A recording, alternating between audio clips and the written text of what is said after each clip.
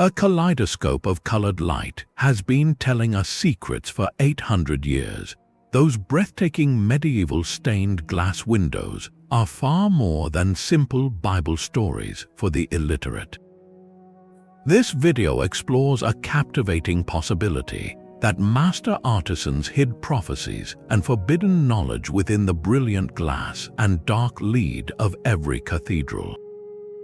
By the end, you will possess the detective's toolkit to see these ancient windows not as decoration, but as a coded library of lost wisdom. Why would a king allow a pagan face to stare from his royal chapel, and what future event might be mapped in the geometry of a rose window? What is the first hidden symbol you would look for if you stood before one of these luminous puzzles today? These windows were not merely purchased, they were an act of faith on a staggering scale. To create a single panel required fortunes of gold for red glass, cobalt for blue, and teams of artisans working for years. The master glazier was not just a craftsman, he was an alchemist of light, transforming sand and metal into solidified divinity. For the vast majority of people who could not read a single word, these luminous scenes were their Bible, their sermon, and their connection to a celestial world. They absorbed the story of creation, the passion of Christ, and the final judgment all through these radiant pictures. This public, devotional purpose made stained glass the perfect medium for a secret. What better place to hide a message than in plain sight, embedded within the very images everyone was encouraged to venerate? The financial patrons, powerful bishops or noble families provided the means and often dictated the themes. The glaziers possessed the technical knowledge and artistic license to execute the vision. But what if some of these men belonged to networks that guarded older, perhaps forbidden, streams of knowledge? Guilds of masons and glaziers were famously secretive, protecting their techniques with solemn oaths. Within those closed circles, could esoteric ideas have been shared and then quietly translated into glass and lead, creating a hidden layer of meaning beneath the orthodox surface? This sets the stage for our investigation because to find a prophecy, you must first understand the language in which it was written. This hidden language was built from three distinct elements: symbols, colors, and composition. First, consider the palette itself. Every hue was a word. Red, often created with costly gold, symbolized the passion of Christ, the fire of the Holy Spirit, or the blood of a martyr. Blue, made from precious cobalt, represented divinity, heaven, and truth. Green, the color of spring leaves, spoke of life, fertility, and the renewal promised by faith. A saint dressed in blue was being shown as heavenly, while one framed in red might be emphasizing their sacrifice. Even the absence of color held meaning. Black was often used for sin or the devil, while pure white light represented God's direct presence. Then came the living symbols, a bestiary and a garden of hidden meaning. The lion could represent the resurrection, due to an old belief that lion cubs were born dead and awakened by their father's breath on the third day. The lamb, of course, was Christ, the sacrificial offering. A dragon symbolized sin and chaos, the enemy to be slain. Plants were just as potent. Lilies meant purity, often held by the angel Gabriel. The sturdy oak leaf stood for strength and endurance, while a winding vine could represent the connection of all believers to Christ. A window showing a saint standing on a defeated dragon, surrounded by oak leaves, was not just a picture, it was a sentence declaring spiritual strength triumphing over chaos. But the most subtle clues lie in the composition, the silent grammar of the scene. Where are the figures looking? A prophet gazing not at the scene before him, but out of the window toward another panel across the chapel, could be creating a visual link the faithful were meant to follow. The placement of characters mattered deeply. A humble shepherd positioned in the direct path of a sunbeam, while a richly dressed king stands in shadow, might be a quiet commentary on true virtue. The use of light and shadow was the glazier's brushstroke for emphasis. A key figure, perhaps a donor who funded the window, might be illuminated with a unique shade of yellow. making them glow amidst the darker blues and reds, a permanent highlight in the story. This careful choreography of gaze, light, and position could point to a second narrative, a hidden thread woven through the official biblical tale. To read it, you must learn to see the connections between the panels, not just the images within them. Chartres Cathedral rises from the French plains like a mountain of glass and stone. Its windows are not decorations, they are the very architecture of light, with over 176 individual scenes creating a luminous encyclopedia of medieval thought. To stand in the nave is to be immersed in a sea of cobalt and ruby, a visual symphony composed over centuries. But within this overwhelming beauty, specific windows whisper louder secrets than others. Take the famous Blue Virgin window. She is not the typical sorrowful mother at the cross, but a regal, hieratic figure seated on a throne, bathed in an otherworldly sapphire light. This specific shade of blue is unique, a technical marvel that seems to hold light within itself. For some researchers, this Virgin represents more than Mary. She is a cipher for the divine feminine, a concept that echoes ancient goddess worship long predating the cathedral itself. Her central, commanding position and the unusual emphasis on her wisdom rather than her sorrow suggest a hidden layer of veneration, quietly preserved by the glaziers within the acceptable form of a Christian saint. Then there are the quieter, more puzzling panels, like the zodiac signs and the labors of the months that often frame doorways or lower windows. These are practical, earthly cycles, showing farmers sowing and kings feasting alongside images of Gemini and Leo.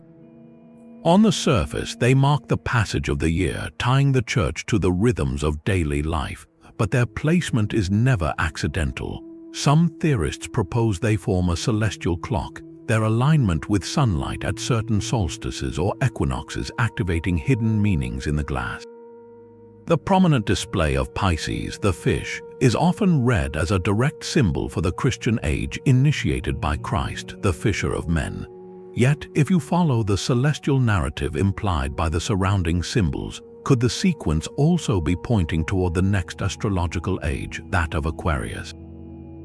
This is not about predicting a specific year, but about encoding a belief in great, cyclical transitions of time and spirit, knowledge that would have been controversial in an age that saw astrology as suspect. This idea connects to the cathedral's most mysterious treasure, its underground crypt and the veneration of the Black Madonna, a dark wooden statue whose origins are shrouded in legend. Many see her as another manifestation of that pre-Christian earth goddess, a figure of primordial wisdom and fertility, literally foundational to the site. The windows above, in this reading, become her illuminated scripture, using biblical imagery and astrological codes to preserve a stream of knowledge that could not be openly written in books. The light that pours through them does not just tell the story of salvation, it may also be tracing the slow, turning wheel of the stars themselves, a prophecy written in glass and waiting centuries for an age that would think to look for it. Beneath your feet in that same cathedral lies another map entirely. The great labyrinth set into the floor of Chartres is not a maze, but a single, winding path over 200 meters long leading inexorably to the center. For centuries, pilgrims have walked its circuitous route on their knees as a form of penitential journey, a miniature pilgrimage to Jerusalem. But what if this stone path was not separate from the windows but part of the same coded system? Imagine a medieval seeker moving slowly along the labyrinth's coils. With each turn, their gaze would naturally rise to meet a different stained glass scene. The sequence of their physical journey below could have been designed to mirror a spiritual ascent mapped in the glass above. The early panels near the labyrinth's entrance, perhaps showing Old Testament struggles or the labors of the months, would correspond to the first steps of earthly toil and seeking. As the path winds inward, the windows overhead might transition to scenes of prophets and annunciations, moments of revelation. Finally, at the labyrinth's center, the pilgrim would arrive physically and visually. Their eyes would lift to the most sublime windows in the cathedral, likely the great rose window of the west wall or the apocalyptic visions in the choir representing union with the divine. This transforms the space from a building into an interactive manuscript. The pilgrim does not just look at the story, they walk through it, their body tracing the prophecy of spiritual progress encoded in stone and colored light. This initiatory experience suggests the cathedral itself was a machine for transformation, with the stained glass serving as the illuminated instructions. The timing of this journey may have been precisely choreographed by the sun. On the summer solstice, a specific shaft of sunlight is known to pierce a particular window and strike a single stone in the labyrinth, or illuminate a specific symbol in a neighboring panel, like a golden key turning in a celestial lock. This was not a random effect of architecture. It was a calculated event, a prophecy made manifest once a year. Such alignments functioned as a cosmic calendar, marking not just the agricultural year, but perhaps signaling spiritually potent times, moments when the veil between heaven and earth was considered thin, and the messages in the glass were most powerfully activated.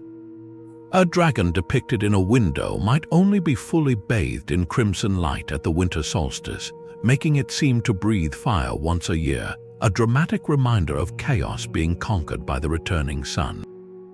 These light rituals suggest the windows held a prophetic function tied to the cycles of time itself, a promise of renewal and a map of celestial mechanics intended to guide not just the soul, but to mark the great turning ages of the world. But perhaps the most direct prophetic language of all shines from a royal reliquary in the heart of Paris. Sainte-Chapelle is less a chapel and more a lantern, a cage of light built by King Louis IX to house the most precious relics in Christendom, including the crown of thorns. Its walls are essentially non-existent, replaced by 15 towering windows that tell the sweeping story of the Bible from Genesis to the resurrection.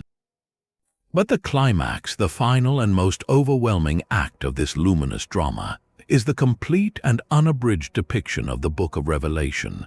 To stand beneath these panels is to be engulfed in a swirling vortex of angels, trumpets, beasts, and cosmic cataclysm.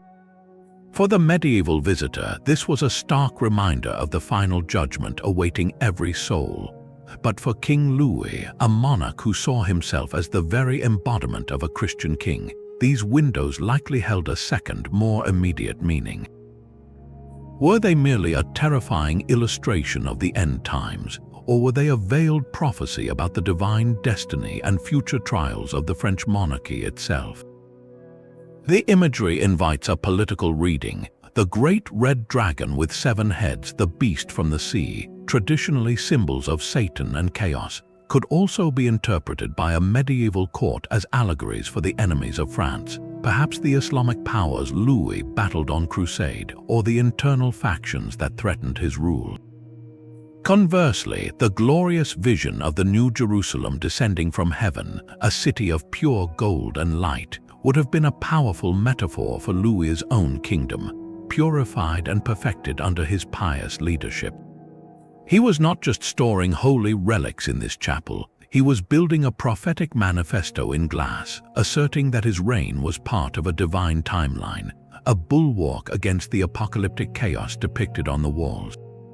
Even the chapel's structure supports this. The lower level was for commoners and servants, a dim, sturdy space. The upper chapel, awash in revelatory light, was the exclusive domain of the king and his court. To ascend the narrow spiral staircase was to literally rise from the earthly realm into the illuminated kingdom of heaven, with Louis as its central figure. The windows served as his celestial charter, a permanent, dazzling prophecy that his power was ordained by God and that his legacy would be the new Jerusalem on earth. This transforms the windows from a general warning into a specific royal promise and a dire prediction for any who would oppose God's chosen king. The light that floods Sainte-Chapelle, then, is not just heavenly illumination, it is the projected glow of a divinely sanctioned throne. But could those same artisans have been whispering treason in the king's own house of light? The sheer audacity of hiding a heretical message within a monument to royal and papal power is almost unthinkable. Yet the very perfection of Sainte-Chapelle as a propaganda tool makes it the ideal canvas for a hidden rebellion. The master glaziers, often anonymous and drawn from tight-knit guilds, possessed the sole skill to translate the king's vision into glass. Within their workshops, far from the eyes of bishops and courtiers, they held the power to make subtle alterations, to bend the sacred narrative just a fraction. Some scholars point to the presence of unusual, almost jarring details nestled within the overwhelming biblical panorama. Look closely at the depiction of the whore of Babylon, the great antagonist from Revelation, often shown riding a seven-headed beast. In some windows, her crown or the features of the beast bear a striking, and perhaps deliberate, resemblance to the papal tiara or the heraldic symbols of powerful contemporary bishops. To the Orthodox viewer, this was a standard representation of cosmic evil, but to someone with a grudge against the growing wealth and corruption of the church hierarchy, it could be a brilliant piece of visual satire, a way to say the true enemy of Christ might be wearing vestments, not a dragon's scales. This leads to the shadowy presence of groups like the Cathars, a dualist Christian heresy brutally suppressed by the Church in the very decade Sainte-Chapelle was being built. The Cathars rejected the material world as the creation of an evil god and saw the established Catholic Church as its corrupt steward. For a Cathar sympathizer forced to work on a Catholic king's chapel, what greater act of defiance than to secretly glorify their own beliefs? Some researchers suggest searching for figures who are depicted with an unusual emphasis on poverty and simplicity, standing in stark contrast to the opulent kings and bishops elsewhere in the windows.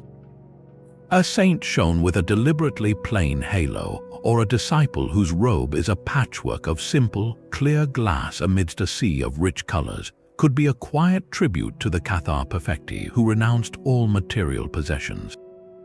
Even more daring, could the face of a revered Catholic saint have been subtly modeled on a known Cathar leader, a man the Church had burned as a heretic? To immortalize him in the light of God's own house would be the ultimate act of spiritual resistance. The technical process itself provided a shield for such subversion. A glazier could claim a peculiar color choice was due to the availability of materials, or that an odd facial expression was simply a matter of artistic style. The lead lines that hold the glass could be arranged to accidentally or purposely draw the viewer's eye to a controversial detail. The risk was astronomical, of course. Discovery would mean not just losing their hands but their lives, yet the cunning required to pull it off speaks to a deep, dangerous conviction.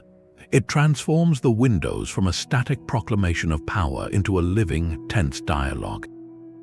Every beam of light becomes a potential carrier of two messages, the official story shining for all to see, and a whispered counter-narrative, a prophecy of the Church's corruption or the king's hubris, hidden in the very shadows the light creates. This duality asks us to reconsider who truly owned the story told by the glass. Was it the king who paid for it, or the anonymous hands that painstakingly pieced it together, one secret-laden shard at a time? The quiet parish church holds a different kind of secret, far from the royal propaganda of Sainte-Chapelle or the cosmic scale of Chartres. These local houses of worship were built by and for the community. Here, tucked into a shadowy corner of a window or carved on a forgotten capital, you might meet the gaze of the green man. His face is woven from the very forest, with leaves sprouting from his mouth, his eyes, his ears, as if he is both made of nature and giving birth to it. This is no saint or biblical figure. He is something older, a pagan spirit of the wild world that refused to die. His appearance in stained glass, a medium of holy light, is one of the most compelling whispers of a hidden prophecy. It is a quiet, stubborn promise that the old ways, the cycles of the earth, would endure long after the stone churches themselves crumbled. While he is most common in stone carvings, finding him rendered in glass is especially potent. A foliate head glowing with emerald and olive light transforms him from a stone relic into a living, breathing presence within the sacred space. he is not depicted in a biblical scene. You will not find him in a tableau of the Last Supper or the Nativity. Instead, he exists in the margins, often in the borders of a window dedicated to a Christian saint, or in a small, standalone panel high up near the roof. This placement is a masterclass in hiding in plain sight. To the pious, he could be dismissed as mere decoration, a fanciful bit of foliage, but to someone who remembered the old stories, he was a beacon. His message was not about salvation in heaven, but about regeneration on earth. He prophesied the undeniable, eternal return of spring, the unstoppable force of life pushing through death, a truth that the Christian narrative of resurrection could not completely overwrite, only adopt. Look at how he is framed. A window in a Devon church might show the green man positioned directly opposite a scene of the crucifixion. This is not an accident. It creates a silent dialogue across the nave. One image speaks of sacrificial death for eternal life, the other of cyclical rebirth through nature. Both are stories of return, but one is linear and divine, the other is circular and earthly. The glazier, perhaps a local man whose family still told tales of the oak spirit, offered a choice. You could follow the official path, or you could find comfort in the older, greener prophecy shining softly from the corner. His survival in these spaces speaks to a gentle, persistent resistance. The church could not erase the people's deep connection to the land, to the seasons that dictated their survival. So, perhaps through the sympathetic hand of a craftsman, that connection was invited inside, baptized in colored light. The green man in the glass becomes a pact, a prophecy that faith in the soil and the sun would coexist with faith in the cross. He assures us that no matter how grand the cathedral, the leaf and the vine will always find a way to push through the stone. The green man was not the only ancient guardian invited into the light. High on a corbel near a window or carved into the very frame of a door, you might encounter a figure far more startling. Meet the Sheila na gig. She is a crude, explicit carving of a naked woman boldly displaying her exaggerated vulva. To modern eyes, she is shocking, seemingly out of place on a holy building. The standard explanation for centuries was that she was a medieval warning against the sins of the flesh, a grotesque reminder of lust's dangers. But this interpretation feels incomplete, even dismissive. Why place such a potent apocalyptic image, one designed to ward off evil, in a position of vulnerability like a doorway or a window opening? The answer may lie in a prophecy far older than shame. Across ancient Europe, from Ireland to France, similar figures were invoked as protectors. The act of flashing, of exposing the genitals, was believed to be a powerful charm against malevolent forces, a way to shock and repel evil spirits. In this older, folkloric understanding, the Sheila na gig is not a warning to the people inside, but a fierce guardian posted at the threshold. She uses the raw, creative power of birth and fertility as a spiritual weapon, prophesying that life, in its most fundamental form, will always be stronger than death or decay. Her placement is a deliberate act of magical architecture. Positioned near a stained glass window, she creates a profound balance. The window above streams with divine, celestial light telling stories of heaven. The Sheila na gig below embodies chthonic, earthly power, rooted in the soil and the body. Together, they encode a complete, if hidden, world view. The church could preach the salvation of the soul, but the community, through its anonymous carvers, insisted on also protecting the physical space and ensuring its fertility. She prophesies safety, continuity, and the unabashed strength of the feminine principle, standing guard with a power that polite theology could not acknowledge. This same protective logic animates the entire menagerie of gargoyles and grotesques clinging to the rain spouts and roof lines. We have been taught to see them as representations of sin, demons captured in stone and forced to serve the church by carrying away rainwater. But look at their faces. Many are not demons from any biblical text. They are hybrids, part man, part beast, part foliage, swirling with a wild, inventive energy that feels more playful than punitive. A dragon with a goofy grin, a monkey scratching its head, a man pulling a grotesque face. Their primary function was practical, to channel water away from the masonry. Yet their form was a choice. Why not use simple, elegant spouts? The decision to craft these complex, often humorous beings suggests a second purpose. Like the Sheila na gig, they were likely believed to be talismans. By giving a frightening face to the unseen dangers of storm, plague, or misfortune, the Masons believed they could capture and control that danger. The gargoyle's open mouth literally devours the rainwater, transforming a destructive force into a managed one. Their prophecy is one of resilience. They say, "We acknowledge the chaos of the world, the storms that threaten our walls and the spirits that threaten our peace, and we have tamed it, giving it a stone body and a job to do." Positioned alongside and above the brilliant windows, they complete the sacred ecosystem of the building. The stained glass illuminates the path to the divine. The gargoyles guard the physical vessel from the world's entropy. One speaks in the language of light and scripture, the other in the older tongue of earth, instinct and folk magic. This hidden dialogue in stone and glass proposes a holistic vision the official church could never openly endorse. A world where spiritual salvation and physical protection were two sides of the same sacred coin. The message encoded in their juxtaposition is a quiet, enduring prophecy that true sanctuary requires both the light from above and a fierce, grinning guardian at the gate. The secret to their prophecy may lie not only in the pictures but in the very substance of the glass itself. Medieval glassmaking was a guarded alchemical art, a mystical process of transmutation. The master glazier began with the most humble of materials, ordinary sand and wood ash. Into this base mixture, he would introduce metallic oxides, the secret ingredients that held the key to color.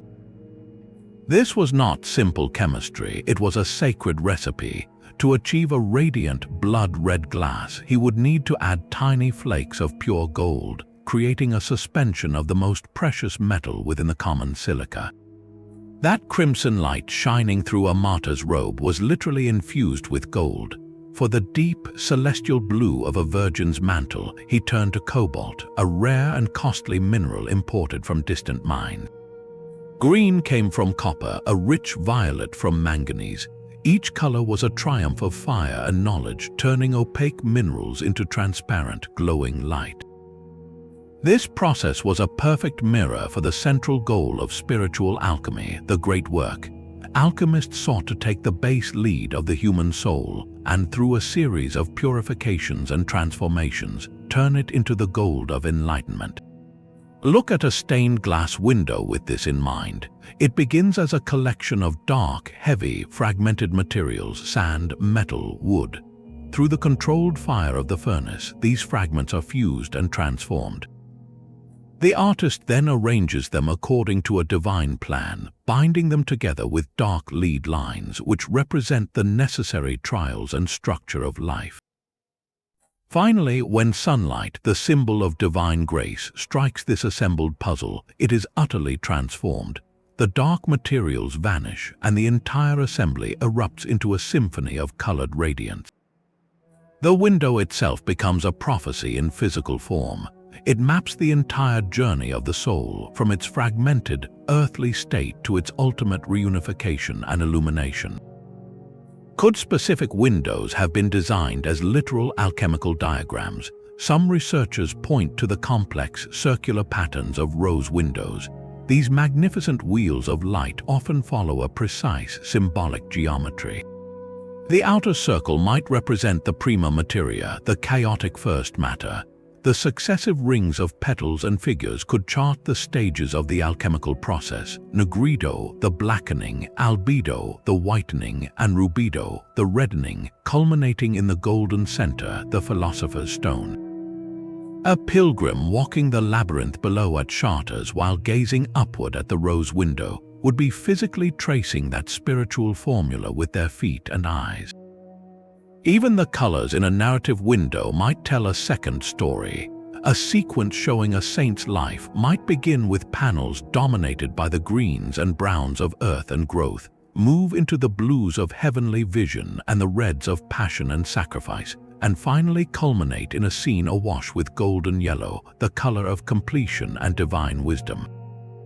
This would not contradict the biblical tale. It would layer upon it a secret guidebook for inner transformation, using the language of light and color. The ultimate message encoded in this alchemical palette is one of profound hope. It prophesies that transmutation is possible. Just as common sand can become a vessel for ruby light, the human experience, with all its darkness and fragmentation, can be reassembled into something luminous. The windows silently promise that the leaden moments of our lives, the trials and boundaries, are not flaws, but necessary parts of the structure that holds the eventual brilliance together. To stand in that colored light is to stand inside a working prophecy, bathed in the proof that base materials can indeed become gold. This mathematical harmony was the silent foundation beneath every color and symbol. While our eyes are drawn to the brilliant blues and reds, the true prophecy of a stained glass window is held in the invisible lines that divide it, the precise geometry of its tracery. Master glaziers were not just artists, they were geometers, working with a sacred toolkit of proportions believed to mirror the very architecture of creation. They employed the golden ratio, a mathematical relationship where a line is divided so the smaller part is to the larger as the larger is to the whole.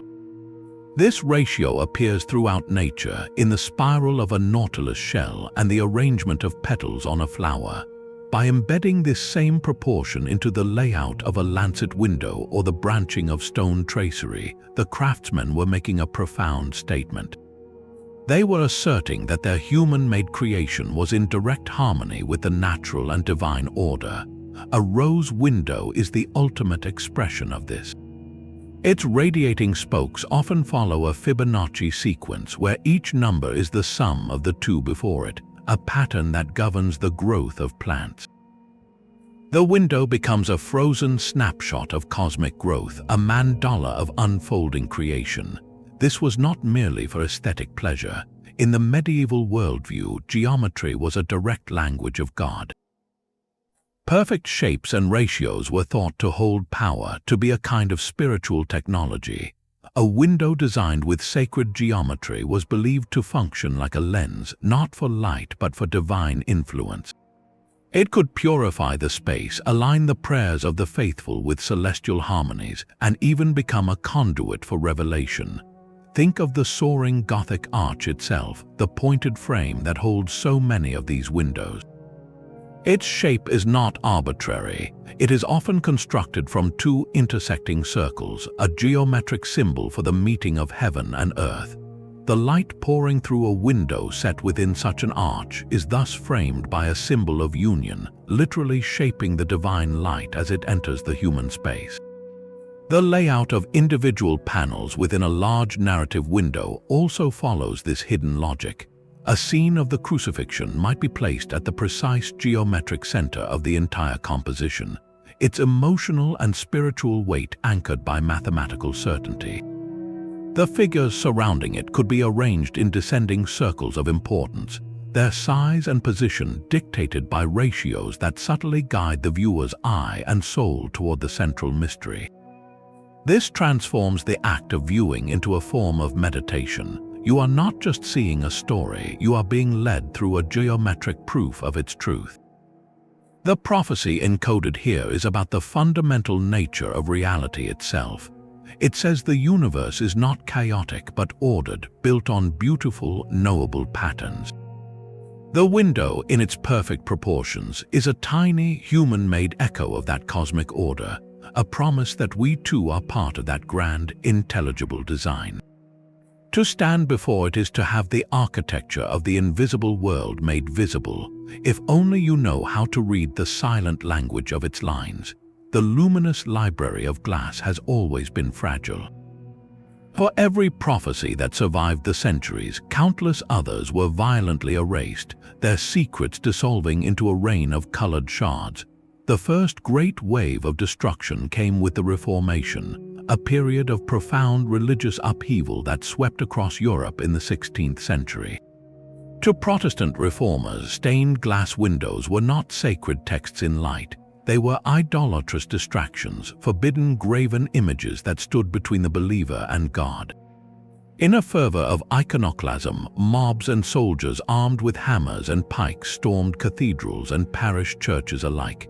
They systematically smashed the brilliant windows, often leaving only the empty stone tracery as a skeletal reminder of the lost light. In England, under rulers like King Henry VIII and later Oliver Cromwell, this destruction was particularly thorough. Monasteries were dissolved and their treasures, including windows, were looted or shattered.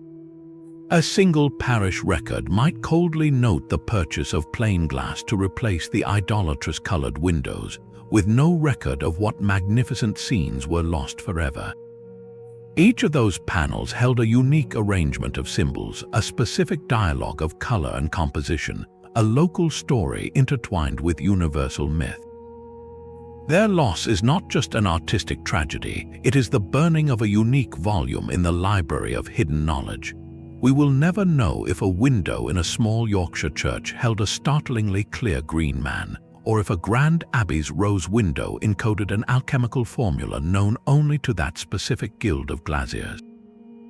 The silence left by that shattered glass is a permanent gap in our understanding.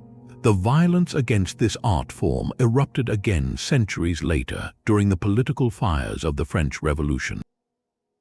As revolutionaries sought to dismantle the monarchy and the church, the great cathedrals became targets. Sainte-Chapelle, that royal reliquary of light, was nearly destroyed. Its windows were boarded up and the chapel itself was turned into a storage warehouse for flour. While many panels were saved by quick-thinking citizens who hid them, others were damaged or lost. Across France, churches were desecrated and their windows were sold for scrap glass or simply broken. The revolutionaries saw them as symbols of the oppressive ancient regime, the glittering propaganda of kings and bishops. In destroying them, they were trying to erase the visual prophecy of divine right, to smash the idea that a king's power came from heaven. Yet, in doing so, they also destroyed the possible counter-narratives, the heretical whispers and folk symbols that might have been hidden within those same royal windows. The loss was a double erasure, wiping away both the official story and any secret challenge to it, leaving us with a more monochromatic and less complete historical record. The most recent and devastating blow came from the sky in the 20th century. The two world wars, with their advanced artillery and aerial bombardments, treated stained glass not as idolatry or propaganda, but as collateral damage. Cathedrals that had stood for 800 years found themselves on the front lines. The Great Cathedral of Reims, a coronation church for French kings and a masterpiece of Gothic art, was shelled by German artillery in 1914. Its windows, including the magnificent smiling angel, were blown to pieces. Fire raged through the wooden roof and molten lead from the windows rained down inside.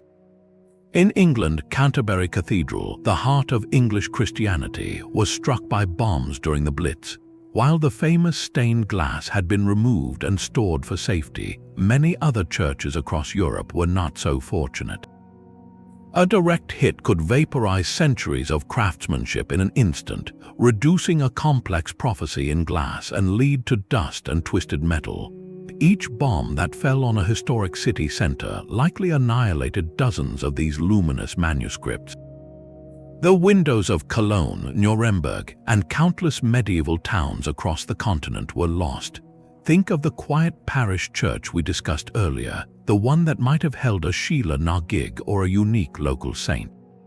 A single artillery shell could erase that entire community's hidden dialogue with the past, turning a repository of folk memory into a pile of rubble and broken glass. This history of loss casts our entire search in a poignant, urgent light. We are not detectives examining a complete archive. We are archaeologists sifting through the fragments of a library that was bombed, burned, and shattered multiple times over 500 years. Every surviving window is a miracle, a fragile leaf of a manuscript that escaped the fire. The prophecies we think we can read in the geometry of Chartres or the colors of Sainte-Chapelle are just the surviving chapters. For every one we have, 10 others are gone. The true scale of what was encoded in glass across Christendom will forever remain a mystery. This makes the windows that do survive not just beautiful artifacts but sacred orphans. They carry the weight of all that was lost. When you stand before one now, you are looking at a survivor. The light passing through it carries whispers from a world that is mostly silence, a partial message from a conversation we can only barely overhear. It asks us to look more carefully, to listen more closely to the colors and the lines, because what remains may be all we will ever have of a forgotten language written in light. Who then held the purse strings for these luminous secrets? The staggering cost of a stained glass window meant only the wealthy could commission one, and their motives were rarely pure devotion alone. Look closely at the lower corners of a magnificent biblical scene. There, often kneeling in prayer, you will find the donors themselves rendered in glass for eternity. A wealthy merchant, his wife, their children, all dressed in their finest clothes, forever gazing up at the sacred story they paid to tell. On the surface, this was a public act of piety, a guaranteed prayer in perpetuity. But for families with esoteric interests or hidden loyalties, that small portrait was more than a bid for salvation. It was a signature on a coded document. By funding a specific window with a specific theme, a patron could embed their private beliefs into the very fabric of the church, using orthodox imagery as a cover for heterodox ideas. A rising merchant family with newfound wealth but low social standing might commission a window of Saint Nicholas, the patron saint of merchants, to show pious conformity. Yet within that same window, the colors of their clothing, the heraldic symbols on their shields, or the plants at their feet could tell a different story. If the family patriarch had a deep, private interest in alchemy, his robe might be an unusual shade of citrine yellow, the color of the philosopher's stone. The flowers bordering his portrait could be rosemary for remembrance and sage for wisdom, herbs associated with secret knowledge. This visual code allowed him to signal his true intellectual passions to other initiates, while appearing perfectly orthodox to the bishop and the public. The choice of which saint to honor was itself a powerful signal. Take the example of a window dedicated to Saint John. To the church, this would typically mean John the Evangelist, the beloved disciple. But for certain families, particularly those with rumored ties to outlawed orders like the Knights Templar, the figure of John the Baptist held immense secret significance. The Templars were accused of venerating John the Baptist over other saints, even of possessing his revered head. For a noble family with ancestral Templar links, funding a grand window of Saint John provided perfect camouflage. They could publicly honor a major saint while privately dedicating it to the Baptist, embedding their allegiance to a forbidden tradition in the most visible way possible.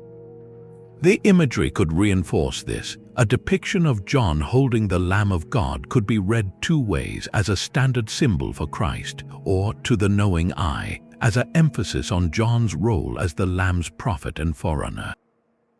The patron's portrait kneeling at this John's feet was not just a show of humility, it was a silent declaration of loyalty. This practice allowed esoteric networks to maintain a visible presence, their symbols hiding in the holiest of places, their prophecies about spiritual lineage and chosen bloodlines literally cast in a divine light. The window became a family's most durable heirloom, a prophecy in glass asserting that their wealth and influence were not accidental, but part of a deeper, hidden destiny intertwined with sacred history. These anonymous hands, the ones that mixed the gold into the glass and cut the lead to their secret patterns, belonged to a world apart. The glaziers were not solitary artists but sworn members of powerful, secretive guilds. These brotherhoods controlled every aspect of the craft, from sourcing precious materials to training new members, and they protected their technical knowledge with solemn oaths of silence. The recipe for that radiant red glass was a guild secret as valuable as gold itself. But what if the secrets they guarded went far beyond chemistry and geometry? What if, within the closed workshops and behind the locked doors of their guild halls, these masters passed down something more profound, a philosophical code for embedding hidden narratives? This possibility transforms our understanding of the craft entirely. The guild system created the perfect vessel for transmitting esoteric knowledge. A master glazier would take on an apprentice for years, often a young boy from a guild family. The training was grueling and holistic. He would learn the physical skills first, how to handle the cutting iron, how to mix the metallic oxides, how to paint the delicate details on glass with a mixture of ground glass and iron oxide before firing. But woven into these practical lessons could have been a second curriculum, a symbolic language. The master might explain that the color blue was not just for the virgin's robe, but represented celestial truth. He might teach that the placement of a prophet's hand pointing to a specific plant in the border was a deliberate clue, not an artistic whim. Over years of this layered instruction, the apprentice would learn to see two images superimposed: the public story for the church and the town, and the private, symbolic message for those trained to see it. This suggests the existence of a master code, a set of principles for symbolic encoding that was transmitted orally from one generation of craftsmen to the next. The code would not have been a written book, far too dangerous, but a living tradition of interpretation. It would provide a framework, a kind of symbolic grammar. For instance, the code might dictate that a figure shown with their right foot forward signifies a positive or active principle, while the left foot signifies a passive or receptive one. It might assign specific virtues to different animals beyond their standard meanings. So a pelican feeding its young with its own blood is not just a symbol for Christ's sacrifice, but within the code might also represent the duty of the master to feed knowledge to the apprentice. This turns every commissioned window into something far more complex than a piece of devotional art. It becomes a test, a teaching tool, and a permanent record of the guild's hidden wisdom. Imagine a master glazier receiving a commission from a powerful bishop for a window depicting the Last Judgment. The public narrative is clear and terrifying, a warning to the faithful. But the master, applying the guild's code, might embed a quieter, more philosophical message. He could arrange the saved and the damned in a pattern that mirrors the balance of cosmic forces, light and dark, not as a moral punishment, but as a necessary duality. He might place a specific, rare green glass in the robe of an angel, a color known only within the guild to represent renewal beyond judgment. When the window is complete, the bishop sees a powerful orthodox statement. The townspeople see a reminder to live righteously, but the master's own apprentice, standing before the finished work, sees a layered lesson in the guild's secret understanding of divine balance. This practice would explain the remarkable consistency of certain symbolic details across different countries and decades, even when the artistic styles varied. How did a glazier in England in the 1300s know to use the same subtle gesture for hidden knowledge as a glazier in France 50 years earlier? A shared, guarded code transmitted through the guild network is a compelling answer. It means these windows were not isolated acts of genius, but nodes in a hidden web of knowledge, each one a chapter in a vast, illuminated manuscript written across the face of Europe. The light streaming through them, then, was filtered not just through colored glass, but through the minds of men who saw the world in layers, who spoke in symbols, and who built their secrets into the very fabric of the sacred. The most consistent prophecy shining through these windows is not of doom, but of dawn. Across the luminous narratives, one hopeful thread appears again and again, the coming of a new age heralded by a great and righteous monarch. This was not a vague wish, but a specific medieval legend, the prophecy of the last world emperor or the second Charlemagne. Kings who commissioned windows like Louis IX at Sainte-Chapelle were deeply invested in this idea. They longed to be seen not just as rulers, but as the fulfillment of this sacred destiny, the chosen one who would unite a fractured Christendom and usher in a final era of peace before the end of days. The glaziers, therefore, were tasked with a delicate mission to create windows that honored the current king while subtly pointing to this future, perfect sovereign, often using a shared symbolic language. The imperial eagle was a prime cipher for this idea. In a biblical context, the eagle is the symbol of Saint John the Evangelist, representing divine vision soaring above earthly matters. But in the political realm, the double-headed eagle was the emblem of the Holy Roman Empire, a claim to universal authority. When a single, majestic eagle appears in a royal window, its meaning becomes beautifully blurred. Is it a saintly symbol, or is it a quiet nod to imperial ambition? A suggestion that the king below is the heir to that world-unifying power. The placement is key. An eagle positioned directly above a depiction of the reigning king, perhaps in a donor panel, creates a visual tether, as if the bird is both a heavenly endorsement and a crown hovering just above his head. Zodiac signs provided another celestial clock for this prophecy. The sign of Leo, the lion, was traditionally associated with kingship, solar power, and strength. A window prominently featuring Leo, especially if it was paired with imagery of the current monarch, could be read as an astrological coronation, tying his reign to the fixed royal power of the stars. More intriguing is the use of Virgo, the Virgin. In the legend of the last world emperor, his coming was often linked to a renewal of a golden age, sometimes associated with the Virgin Mary or the astrological age of Virgo. A stunning rose window that centers on the Virgin Mary, surrounded by the labors of the months that include Virgo's symbol, could be layering a message. On one level, it honors the Mother of God. On another, it aligns her with a celestial prophecy of renewal, suggesting her divine grace is the precursor to a new, peaceful epoch brought by a just king. Perhaps the most sophisticated symbol of all was the figure of King Solomon. In medieval thought, Solomon was the ultimate model of the wise, peaceful, and wealthy ruler, the builder of God's first temple.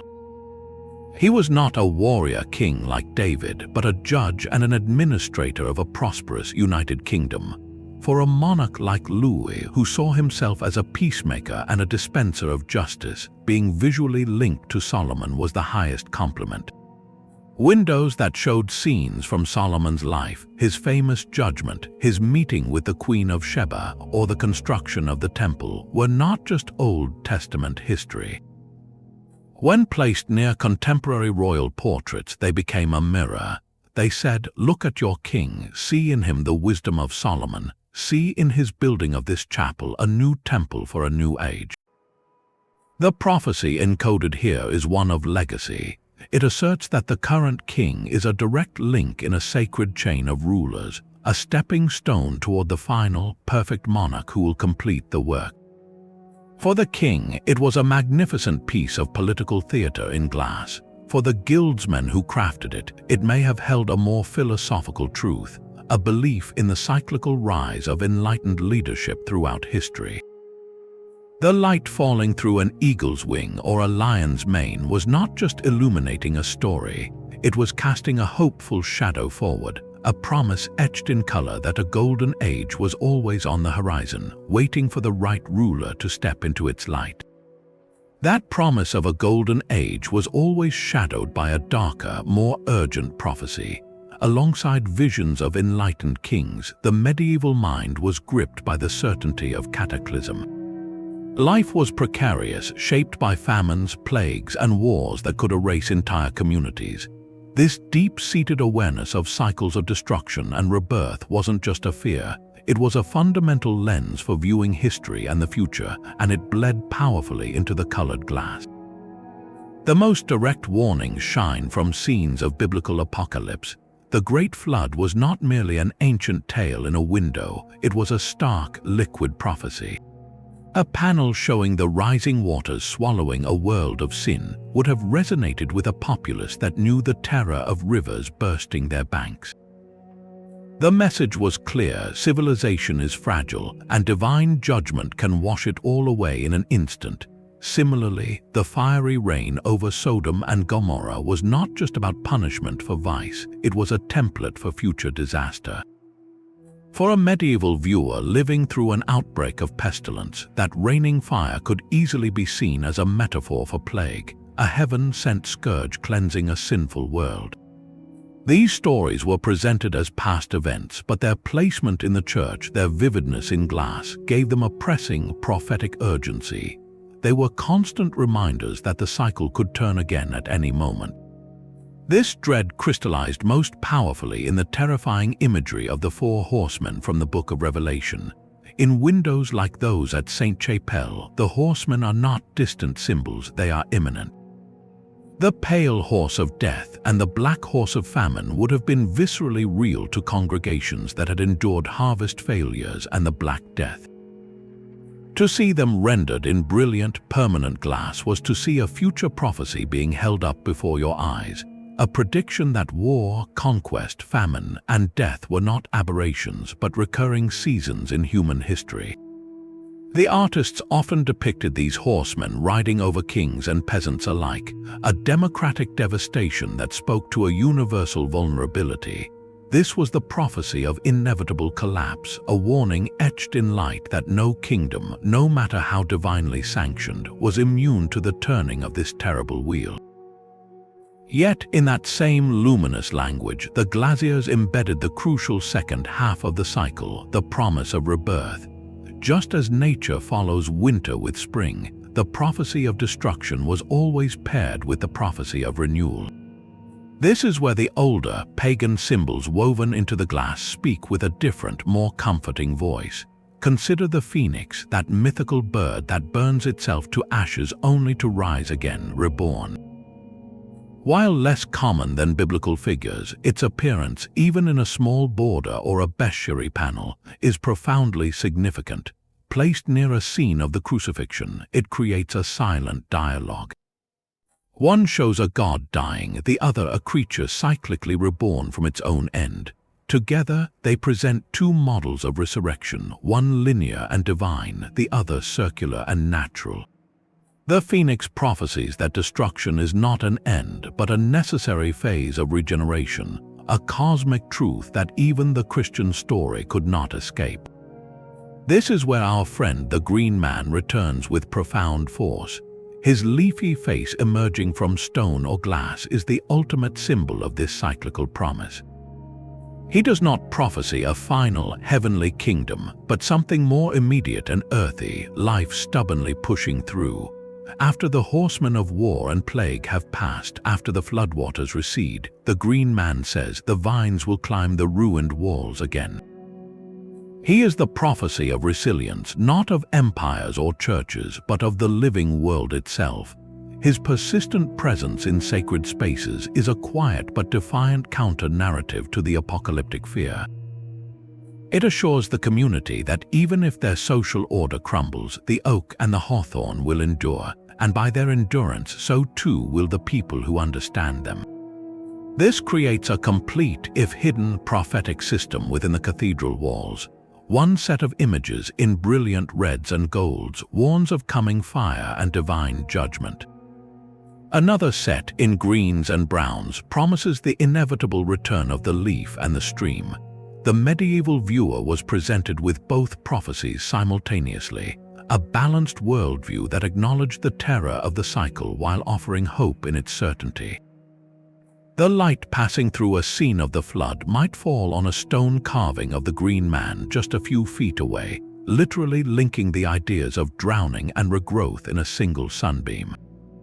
This duality may have been the glazier's most compassionate gift, a way to offer solace. It said, yes, catastrophe will come, it is part of the great turning. But so, too, will the green shoot from the ash. The prophecy in the glass was not merely one of doom or of salvation, but of the eternal, necessary rhythm between the two, a rhythm as dependable as the light that changed with the passing day. Among the radiant saints and stern apostles, a quieter, more persistent prophecy glows with a distinctly feminine light. The Virgin Mary dominates, of course, her blue mantle a constant in cathedral glass. But look beyond her to the other women who share this luminous space. Mary Magdalene, often shown with her emblematic jar of ointment, is not merely a repentant sinner here. She is the apostle to the apostles, the first witness to the resurrection, bathed in a dignified golden light. Saint Anne, the mother of Mary, is depicted teaching her daughter to read, a powerful image of wisdom passed matrilineally. Then there are the allegorical figures, the majestic personifications of wisdom and the Church herself. They stand crowned and sovereign, often holding a chalice or a model of a church, their gaze direct and knowing. Their names tell a story: Ecclesia for the Church and Sophia, a Greek word meaning wisdom.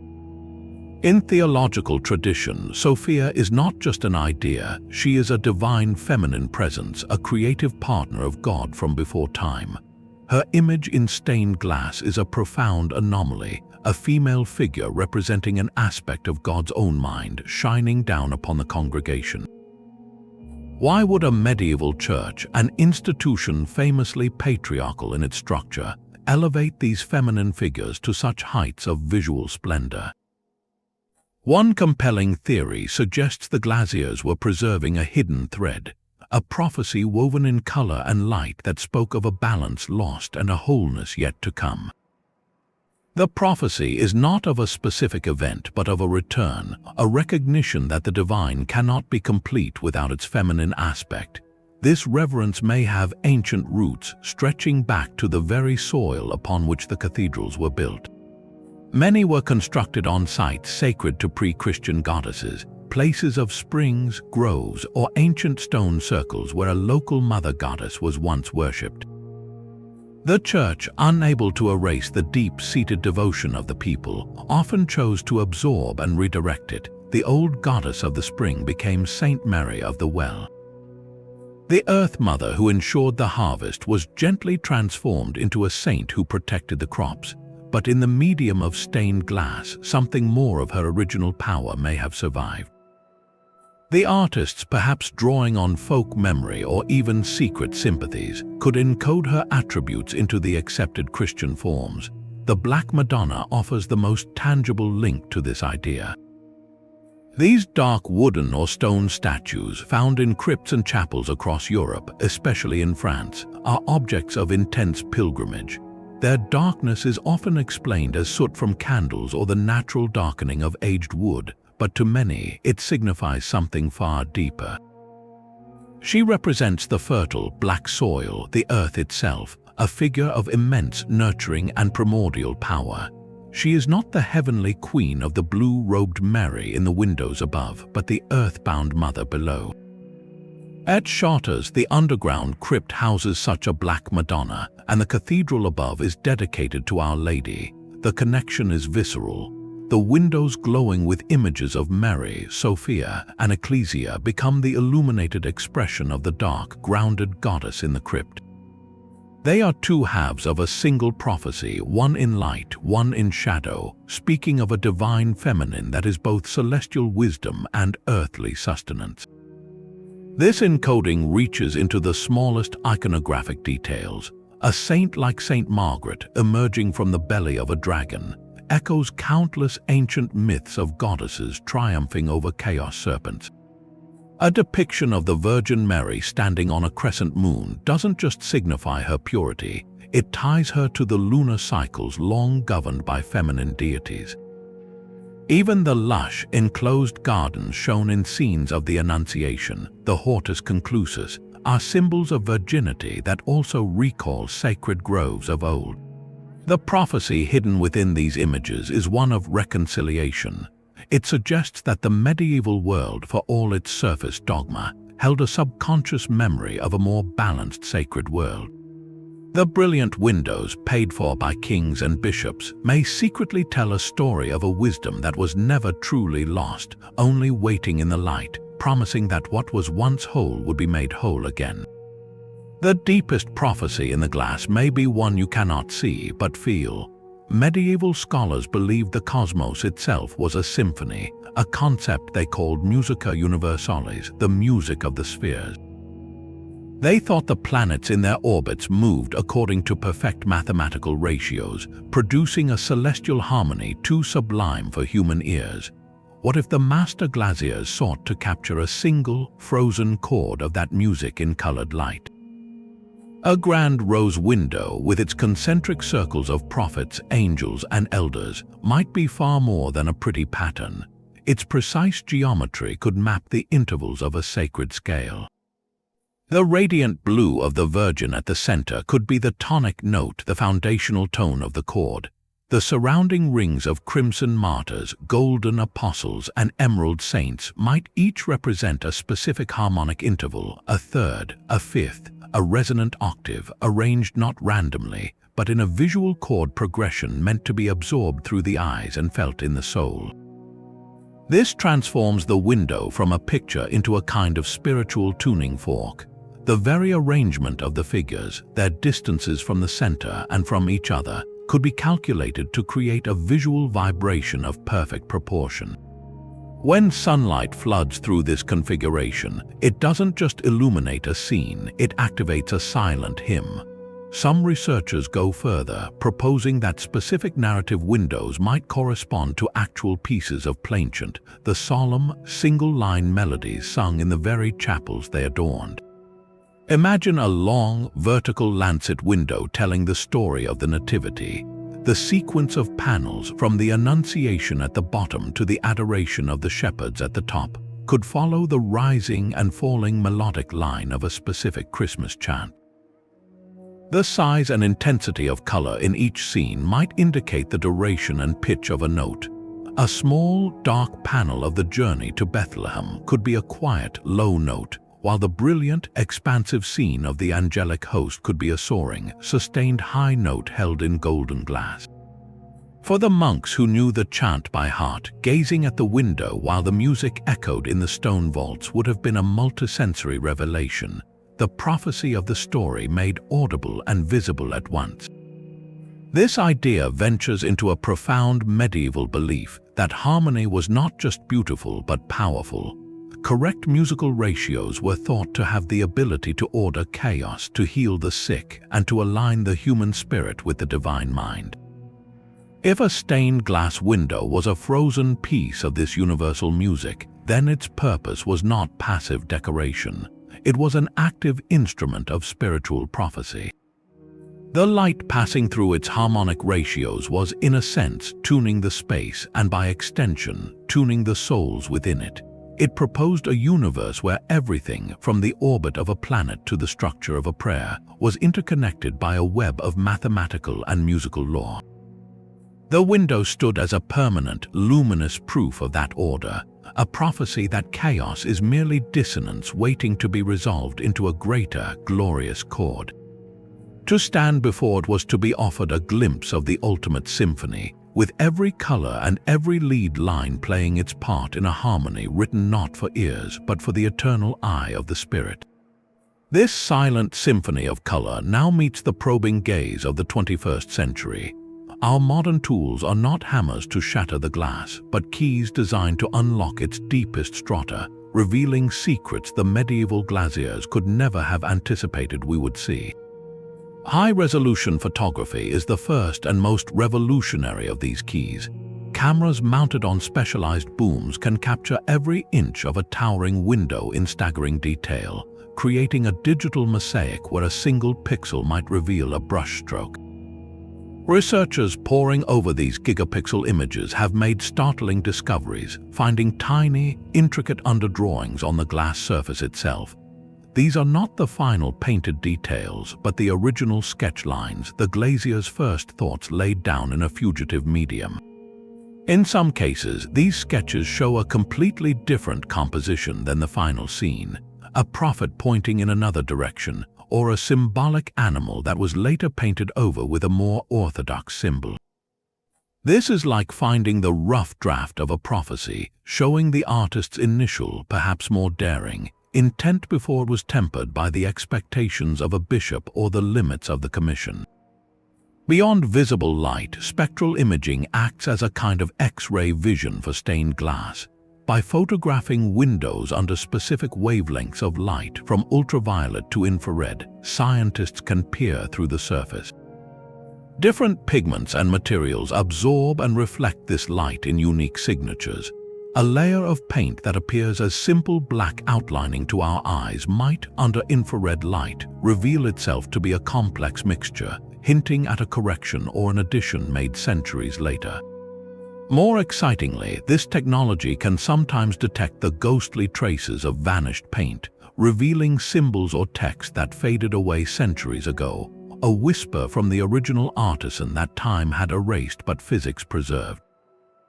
Imagine scanning a seemingly plain blue background in a window and discovering the faint spectral outline of a forgotten constellation or a coded monogram, a hidden signature waiting for the right light to make it legible again. The third revolutionary tool is three-dimensional scanning. Lasers map the precise surface of each individual piece of glass, measuring its thickness, curvature, and the minute tool marks left by the glaziers cutting iron. This creates a perfect digital twin of the window. Why does this matter? Because it allows researchers to study the assembly like never before. They can virtually remove the lead came that holds the pieces together and examine each shard in isolation. They can analyze the flow of the glass, which can indicate which workshop produced it, tracing a panel's origin across Europe. Most compellingly, by studying the distribution of specific chemical compositions in the glass, they can create a map. They might find that all the pieces containing a rare cobalt blue came from a single, secretive source, or that the red glass in a saint's robe uses a different gold formula than the red in the background, suggesting it was a special, intentional choice, not just what was available. This turns the window from a flat image into a layered archaeological site, where every molecule can tell a story about trade routes, guild secrets, and artistic priority. Together, these technologies are doing something remarkable. They are letting us look over the shoulder of the medieval glazier at his workbench. We can see his hesitation, his change of heart, his clever substitution. A correction in a facial expression revealed by layered paint might shift a figure from a look of sorrow to one of hidden knowledge. A hidden signature, found etched into the glass edge before it was wrapped in lead, could finally name a master artisan who worked in anonymity. Each of these discoveries is a new piece of the cipher. They do not provide easy answers, but they add profound complexity, proving that these windows were indeed labored over with a level of intentionality that surpasses simple decoration. The promise this holds is exhilarating. It means the luminous library is not a closed book. New prophecies are waiting, not inscribed in the obvious imagery, but in the microscopic corrections, the hidden sketches, and the chemical fingerprints of the glass itself. The light that revealed these secrets to the faithful for centuries may now, through our machines, finally show us the fingerprints of the hands that shaped it. Of course, not every scholar sees a secret code in the colored light. The mainstream view from art history offers a powerful and sobering counterpoint, one we must honestly confront. For many experts, the idea of hidden prophecies is a classic case of pareidolia, that very human tendency to see meaningful patterns in random information, like finding a face in the clouds. They argue we are projecting our modern love of mystery and conspiracy onto a medieval mind that simply did not think that way.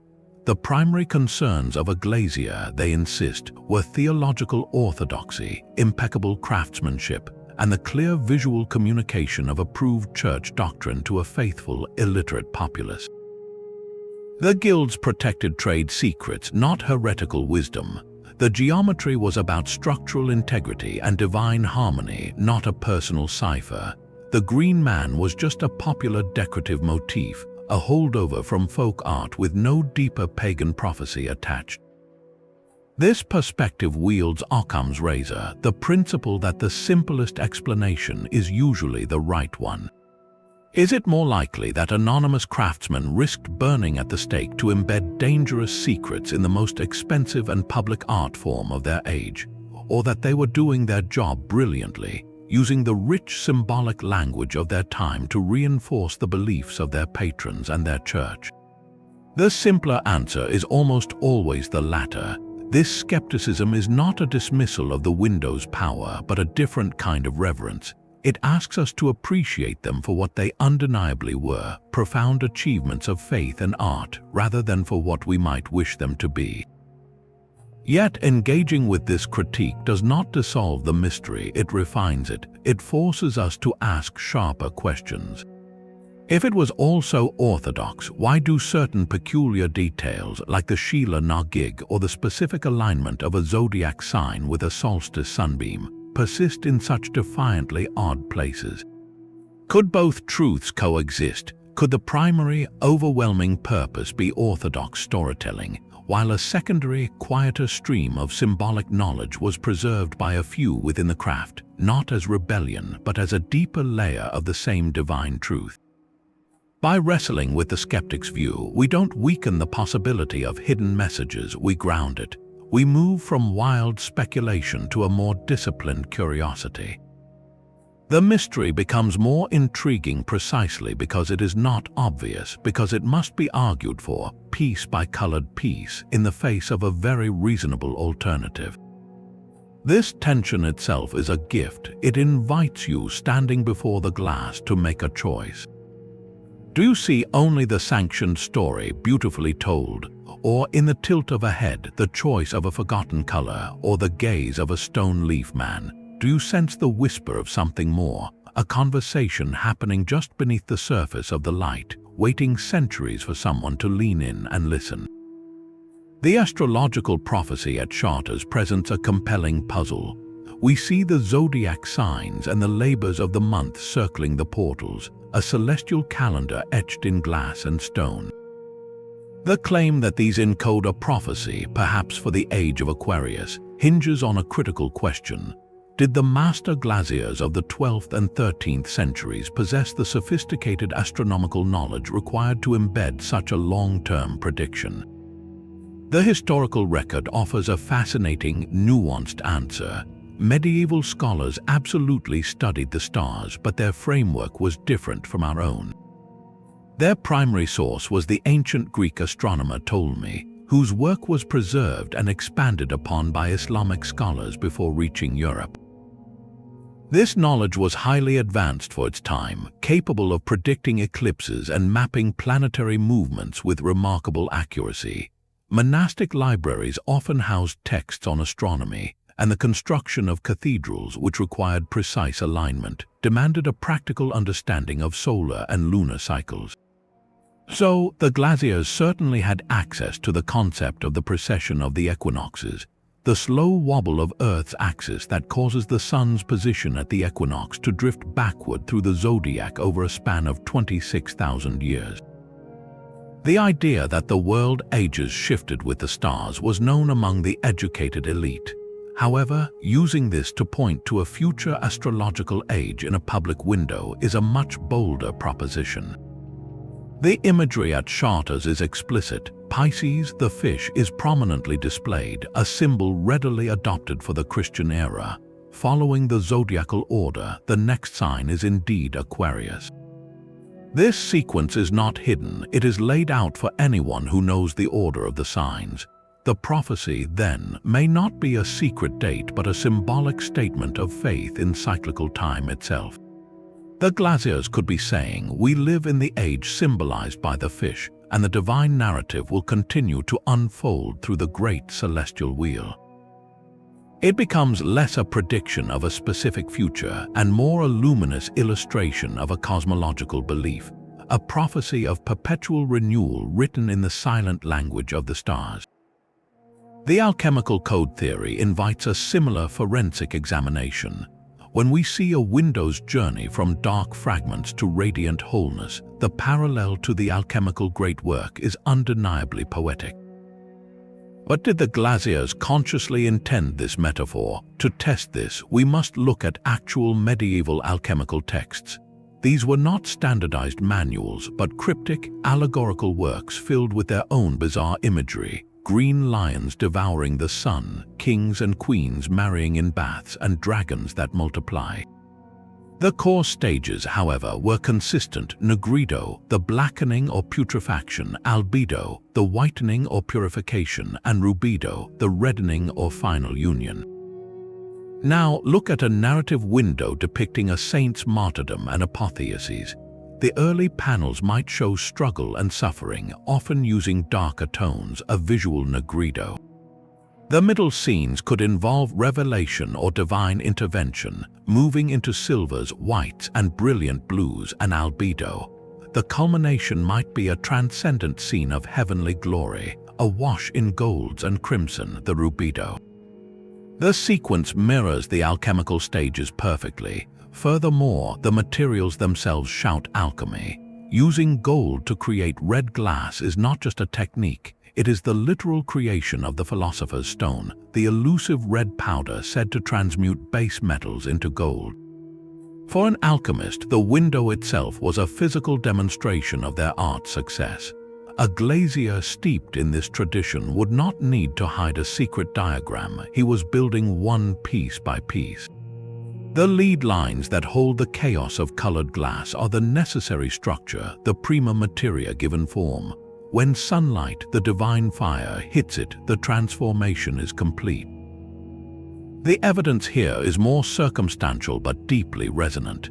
It lies in the shared worldview, not a stolen recipe book. In an age where all disciplines, from medicine to art, were branches of a single sacred philosophy, the alchemical reading does not feel like a modern imposition. It feels like recognizing the native language in which the artist was already fluently thinking. This detective work never yields a simple verdict. History is a conversation with the past, not an interrogation. For every piece of evidence that deepens a mystery, another seems to debunk it. The Sheila na gig could be a fierce, ancient guardian, or she could be, as some historians insist, a standard, if crude, moral warning against lust, her exaggerated form meant to provoke disgust, not reverence.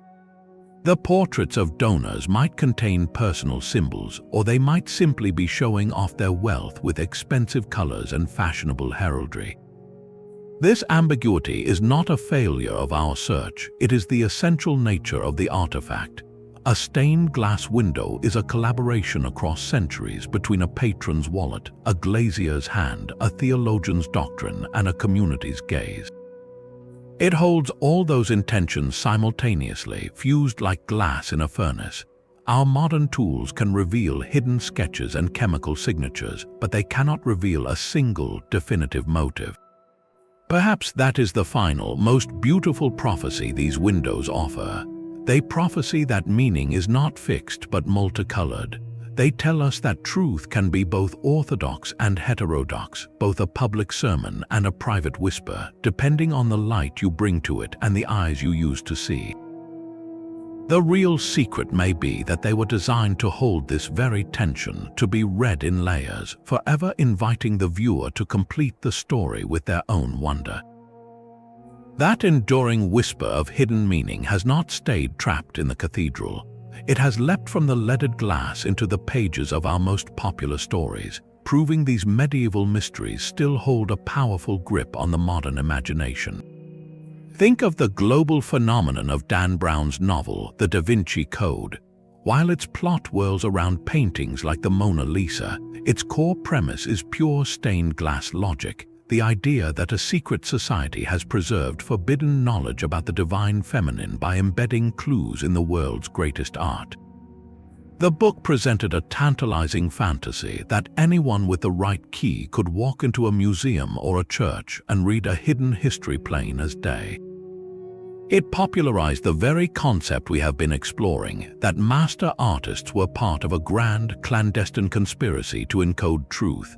The novel's explosive success did more than sell millions of copies. It sent waves of tourists flooding into places like Rosslyn Chapel and Westminster Abbey, guidebooks in hand, peering at carvings and windows with a new detective's eye.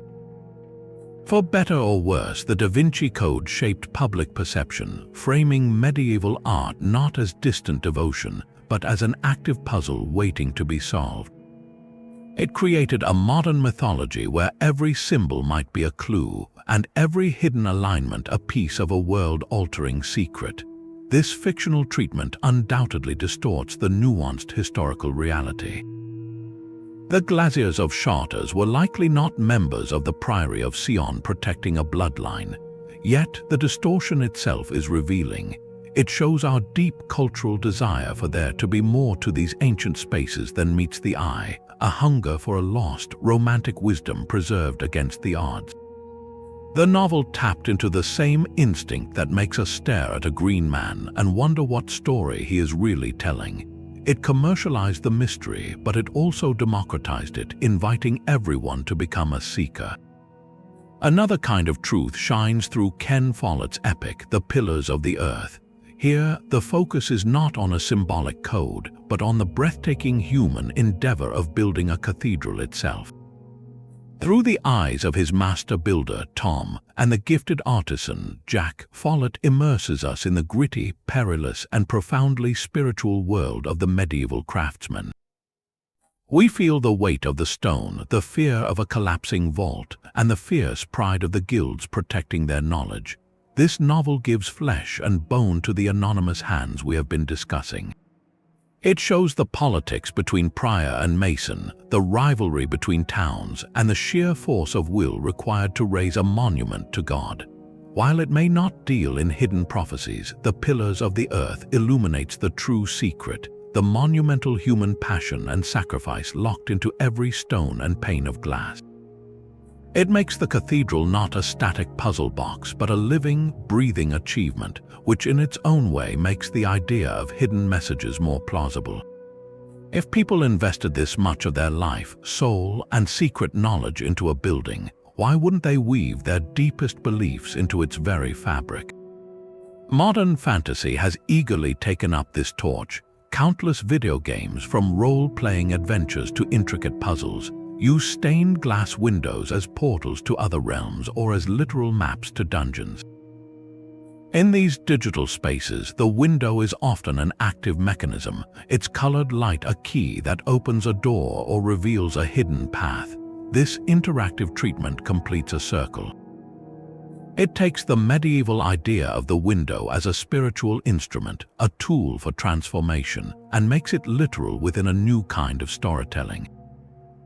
These games train a generation to look at geometric rose windows and see not just patterns but potential locks, turning the sacred geometry we discussed into a functional part of a quest. This cultural legacy is a double-edged sword. On one side, it can simplify and sensationalize, reducing subtle, layered symbolism to a treasure map for fictional conspiracies. It risks making us see only the code and miss the art, the faith, and the history. Yet, on the other, it has undeniably renewed interest. It has brought people back to these ancient sites with fresh questions. A visitor who first encountered the idea in a novel or a game might now stand before the real windows of Chartres with a more curious, engaged mind. They might not find the Holy Grail, but they might truly see the play of light on blue glass for the first time and feel the echo of a genuine mystery. These stories, in all their fictional flair, act as a gateway. They keep the prophecy of the windows alive not in stone, but in story, proving that the human desire to find meaning in the light is itself a legacy as enduring as the glass. So where does this leave you, standing before a window in your own local cathedral or quiet parish church? You are now holding the detective's toolkit. The first step is to shift your gaze from the whole to the parts. Forget the overwhelming beauty for a moment and focus on the edges, the corners, the borders. Look for the faces that are not saints. Those small, often richly dressed figures kneeling in the lower panels are the donors, the ones who paid for this vision. Study their clothing, their tools, the symbols on their shields. A merchant might hold a model ship, a butcher might have a cleaver at his side. These are not just portraits, they are signatures and statements of identity. What story does their presence tell about why this specific window was made, and what pride or belief did they wish to cement in light? Next, hunt for the oddities. Is there a creature that seems out of place in a biblical tale? A pelican, a unicorn, or a griffin tucked into the foliage? Remember, each is a word in the symbolic language. A dog often represents fidelity, while a peacock can symbolize immortality because its flesh was once thought not to decay. Their placement is a clue. Is the dog sitting loyally at a saint's feet, or is it facing away, perhaps hinting at betrayal? Then, trace the narrative with your feet. Do not just look at one panel in isolation. Walk along the window from left to right, following the story as it was meant to be read, but as you do, ask different questions. Where are the characters looking? Is a prophet's gaze leading you to another scene across the aisle, creating a hidden dialogue between windows? Does the composition guide your eye upward, perhaps following a beam of stone or a stream of color toward a specific destination, like the altar or a particular statue? This is about seeing the connections, the architecture of the story. Finally, and most magically, engage with the light itself. If you can, visit at different times of day. The morning sun will ignite the windows on the eastern side, telling one set of stories in a cool, fresh light. Return in the late afternoon, and the western windows will blaze with the fire of the setting sun, completely transforming their mood and emphasis. Watch how shadows from the stone tracery move across the faces of the glass saints, how a symbol hidden in shadow at noon might be brilliantly illuminated at 4 o'clock. This dance of light and shadow was part of the original prophecy, a daily renewal of the message. Your goal is not to prove a grand conspiracy, but to have a personal conversation with the past. When you see a green man, you can now wonder about the local forest that once stood where the church now sits. When you spot a zodiac sign, you can think about how the medieval community marked its seasons.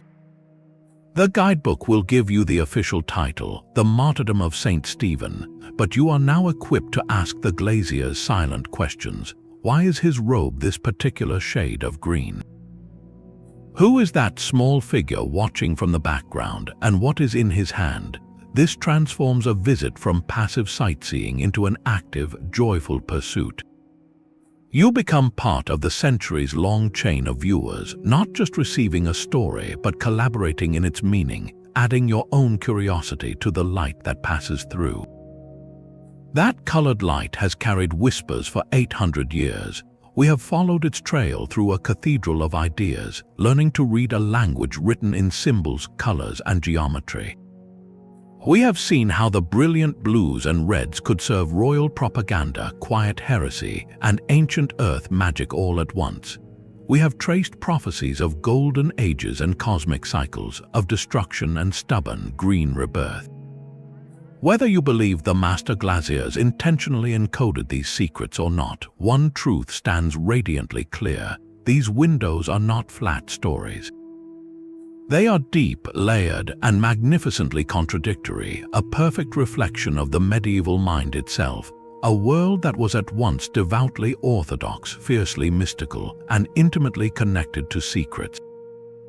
The most enduring prophecy these panes of glass may hold has nothing to do with astrology or alchemy. It is their own timeless power to make us wonder. They prophesy that humans will always search for meaning in beauty, that we will always lean closer, trying to hear the conversation between light and shadow. So the next time you find yourself in the quiet glow of an old church, stay a moment longer. Let your eyes wander from the central saint to the grinning gargoyle, from the donor's portrait to the leafy face in the corner.